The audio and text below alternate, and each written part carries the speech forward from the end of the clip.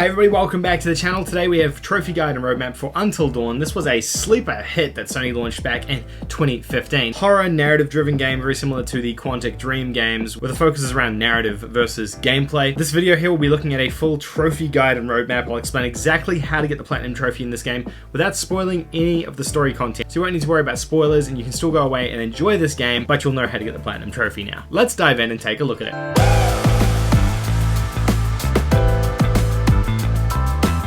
Hey guys, if you're a new viewer of the channel, please consider hitting that subscribe button down below. I make new videos like this every single day on the channel looking at the latest trophy and PlayStation news.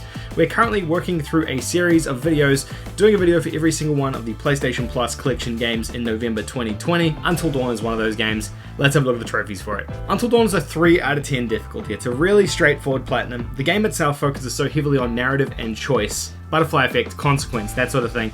So there's not a lot of complex gameplay here, but you do have to press button prompts, quick time events, and things like that at particular intervals. So if you're not particularly good at those, you may have a little bit of difficulty, and it might push that difficulty up higher slightly. But I think a 3 out of 10 is reasonable for most people. It's going to take you about 20 hours. The main game itself will take you about 7 to 10 hours to complete, but you have to play through it multiple times. There are no online trophies, no missable trophies, no difficulty trophies. The interesting part is no missable trophies. I think that's important to point out because a game like this you would think would have missable trophies, like Detroit. The game requires multiple playthroughs.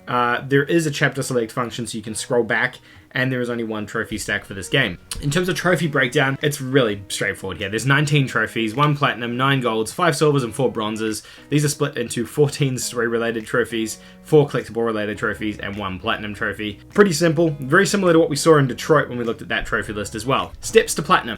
Okay, so the first step is just play through the game. Honestly, this game needs to be played and enjoyed without any spoilers, without a guide or anything like that. If you're maximizing your time with the platinum, obviously you'll use a guide, but don't do that. Just play the game and let everything happen the way it happened. All of the characters in this game can live or die based on your choices, and that's part of the fun of it, is seeing what your outcome is when you reach Dawn. Play through the game once without using a guide and enjoy the story. 90% of the game is narrative, so if you're playing it with a guide for the first time, you're going to ruin the experience, and honestly there's not much point in playing it. Doing this will also unlock trophies as you go as well.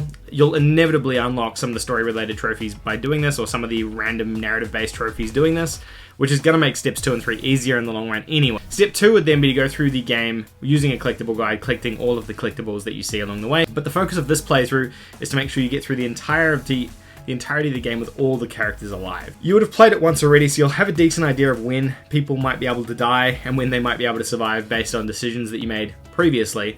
What I would suggest doing is just focus on keeping them all alive. If someone dies, come back to an older save file and try that section again so they don't die. Get all the way to the end with all the characters alive, and there's trophies associated with that, but there'll also be trophies unlocked along the way. That brings you to step 3, which is to do the inverse of that. Now, you can go to chapter 6 if you made a backup save. You can go back to chapter 6, and from that point onwards, because all your characters are alive, you can then start killing all your characters. The objective here is to get through the entirety of the game with no characters by the time you get to Dawn. So it's essentially the opposite. There'll be trophies for reaching Dawn with no characters, but then also trophies all along the way for them dying in gruesome in different ways. At this point, there are specific death-related trophies that you might want to look up and find out how to do. By this point, you've played the game at least once or twice, so I don't think spoilers was much of an issue then, and I feel more comfortable with you guys doing that so that you can finish off those last couple of trophies. That's realistically all there is to it for the platinum.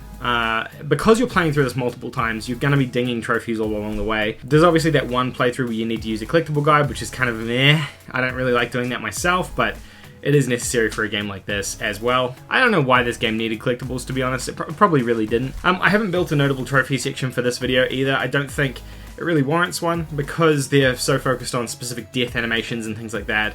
The only two things is just making sure you finish a game with everyone alive and finish a game with no one alive, finish a game with all the girls alive, finish a game with all the boys alive.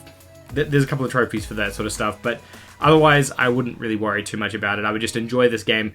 The narrative of this game is what you play it for, so make sure you focus on that and have a great time with it. This game is fantastic, definitely a sleeper hit, definitely one that a lot of people passed on when it came out, probably because they weren't aware of it.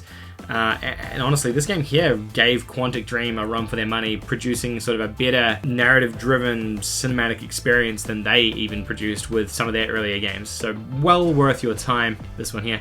But let me know, maybe you guys have played this one as well. Let me know in the comment section down below what you thought of it. Maybe you have some additional tips and tricks that are spoiler-free that you can let our community know about so they so they have an easier time going for this Platinum Trophy.